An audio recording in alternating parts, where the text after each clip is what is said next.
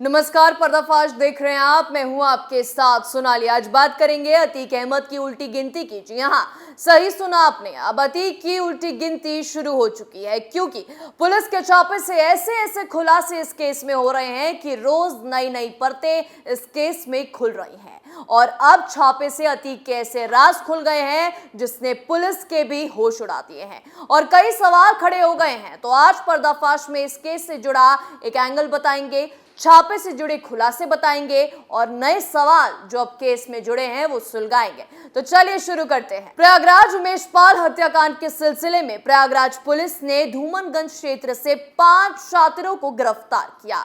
उनकी निशानदेही पर माफिया अतीक अहमद के कार्यालय में छापा मारा। छापे में हथियारों का जखीरा और नकदी के अलावा नोट गिनने की मशीन बरामद की गई है। पुलिस सूत्रों ने बताया कि गिरफ्तार लोगों के पास से 2.5 लाख रुपए मिले, जबकि अतीक के चकिया स्थित ऑफिस से 10 पिस्टल और 112 कारतूस के अलावा 74.62 लाख रुपए नकदी और नोट गिनने की मशीन बरामद की गई। पुलिस आयुक्त रमेश शर्मा ने पुलिस लाइन में संवाददाताओं को बताया कि पुलिस ने अभियुक्तों की जमा तलाशी और अतीक के कार्यालय से कुल 74,62,000 रुपए बरामद किए हैं। गिरफ्तार में नियाज अहमद शामिल है। अतीक के बेटे असद ने फोन पर इंटरनेट के माध्यम से नियाज अहमद की बातचीत अतीक और अशरफ से कराई थी। नियाज को उमेश पाल की रेकी का काम सौंपा गया था। शर्मा ने बताया कि इस हत्याकांड की साजिश के लिए कई बैठकें हुई। उन बैठकों में नियाज शामिल था। नियाज के पास से एक फोन बरामद हुआ है। दूसरा अभियुक्त मोहम्मद सजग है, जो उमेश पाल के घर के पास का रहने वाला है। इसे असद ने अपने घर पर बुलाकर एक आईफोन दिया था और उस फोन में कुछ नंबर पहले से सेव थे। इस फोन पर इंटरनेट के माध्यम से उमेश का लोकेशन लेने का काम सौंपा गया था। ये अभियुक्त उमेश पाल की गाड़ी आने और जाने की सूचना दिया करता था। पुलिस आयुक्त ने बताया कि तीसरा अभियुक्त अरशद कटरा उर्फ अरशद खान उमेश पाल और उनके सुरक्षा कर्मियों की हत्या के लिए साजिश रचने की बैठकों में शामिल था। जिन 2 अभियुक्तों की निशानदेही असला और नगदी बरामद हुई है, उनमें कैश अहमद लगभग 16 साल से अतीक अहमद और उसके परिवार में ड्राइवर के तौर पर काम करता था। घटना के बाद अतीक और अतीक के परिवार के असले और नकदी छुपाने का काम इसे सौंपा गया था। शर्मा ने बताया कि 5वां अभियुक्त राकेश कुमार उर्फ लाला है, जो अतीक अहमद के परिवार में घरेलू काम और मुंशी का काम करता रहा। घटना के बाद इसे अतीक और अतीक के परिवार की तरफ से नकदी और असला छुपाने का निर्देश दिया गया था। इन दोनों अभियुक्तों की निशानदेही पर आज असला और नकदी बरामद किए गए हैं। 24 फरवरी को राजूपाल हत्याकांड के मुख्य गवाह उमेश पाल और उनके 2 सुरक्षा कर्मियों की गोली और बम से हत्या कर दी गई थी। पुलिस ने अतीक गैंग के सहयोगी 5 आरोपियों को मंगलवार को गिरफ्तार किया गया। पकड़े गए आरोपी कैस अहमद अतीक अहमद के यहाँ पिछले 16 साल से ड्राइवर था। वहीं दूसरा आरोपी राकेश कुमार उर्फ नाकेश कुमार उर्फ लाला अतीक अहमद का नौकर और मुंशी था। वो पिछले 19 सालों से माफिया के लिए काम कर रहा था। इनकी निशानदेही पर अतीक अहमद के खंडरनुमा ऑफिस से 72,37,000 रुपए नगद, 5 तमंचा, मैगजीन, कारतूस बरामद किए गए। इनके बयान के मुताबिक ये सारी चीजें अतीक अहमद की पत्नी शाइस्ता परवीन और उनके बेटे असद ने दिए थे। उनके ही कहने पर यहाँ छिपा कर रखा गया था। मिली जानकारी के अनुसार 24 फरवरी की घटना के बाद देर रात FIR भी दर्ज हो चुकी थी। 25 फरवरी को अतीक अहमद की पत्नी को पुलिस ने पूछताछ के लिए उठाया था। उनका भी नाम FIR में था। बाद में पुलिस ने उन्हें 3 दिन बाद छोड़ दिया और अब वो पुलिस की गिरफ्त से दूर है, जबकि पुलिस ने उनके ऊपर इनाम भी घोषित कर दिया है। कुछ सवाल हैं जिसका जवाब पुलिस के पास भी नहीं है। पहला, आखिर जब पुलिस ने शाइस्ता परवीन को पूछताछ के लिए पकड़ा तो फिर FIR में नामजद होने के बावजूद छोड़ा क्यों?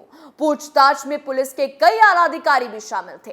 3 दिन तक पूछताछ की गई, फिर भी जानकारी आखिर क्यों नहीं मिली?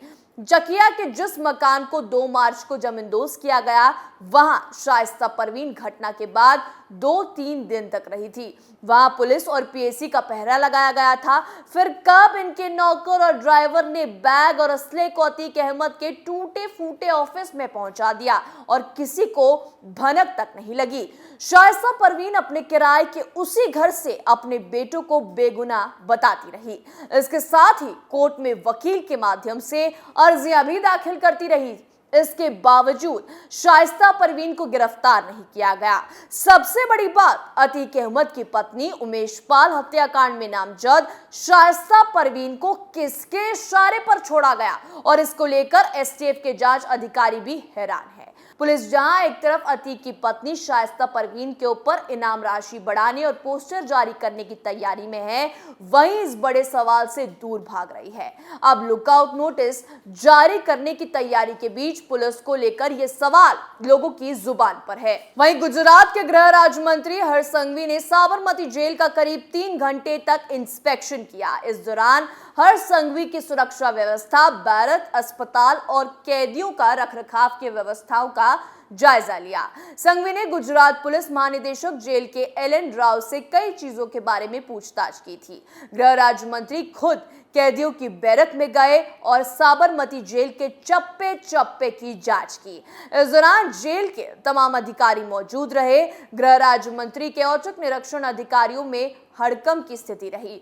बता दें कि गुजरात की साबरमती जेल में ही उत्तर प्रदेश का माफिया अतीक अहमद बंद है। जून 2019 में उसे सुप्रीम कोर्ट के ऑर्डर के बाद इलाहाबाद से अहमदाबाद की इस अति सुरक्षित जेल में शिफ्ट किया गया था। गृह राज्य मंत्री हर्ष संघवी ने मंगलवार को जेल का दौरा उस वक्त पर किया जब उमेश पाल हत्याकांड में अतीक अहमद को यूपी ले जाए जाने को लेकर साबरमती जेल लगातार सुर्खियों में है।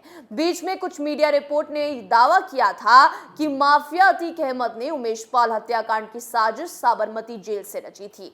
साबरमती जेल गुजरात की हाई सिक्योरिटी जेल है। इस जेल में पहले भी कई हाई प्रोफाइल कैदी और आतंकवादियों को रखा जा चुका है। अब इस जेल में उत्तर प्रदेश का माफिया अतीक अहमद बंद है। अतीक अहमद को जेल की हाई सिक्योरिटी बैरक में कड़ी सुरक्षा के बीच रखा गया है, जहां पर दूसरे कैदियों का मूवमेंट नहीं है। उसे पूरी तरह से आइसोलेटेड रखा गया है। यूपी पुलिस की एसटीएफ उमेश पाल हत्याकांड में उससे पूछताछ करने की तैयारी कर रही है। पिछले दिनों उत्तर प्रदेश के ADG law and order Prashant Kumar ने भी ये कहा था कि जल्द ही कोर्ट की परमिशन लेकर माफिया अतीक अहमद को यूपी लाया जाएगा। उत्तर प्रदेश उमेश पाल हत्याकांड के बाद लगातार अतीक अहमद के करीबी और मददगारों और शूटरों के खिलाफ कार्रवाई कर रही है। आपको एक और शॉकिंग बात बता दें, अतीक अहमद ने देवरिया जेल में जैद से कहा था कि उमेश पाल मुझे सजा दिलवाना चाहता है। इस दौरान माफिया अतीक ने कहा था कि उसको मैं ऐसा मरवाऊंगा कि 15 दिनों तक नेशनल न्यूज चैनल पर लगातार खबर चलेगी, लेकिन ये गुंडागर्दी ही उसको भारी पड़ गई। पर्दाफाश में आज के लिए इतना ही। देखते रहिए कैपिटल टीवी उत्तर प्रदेश। नमस्कार।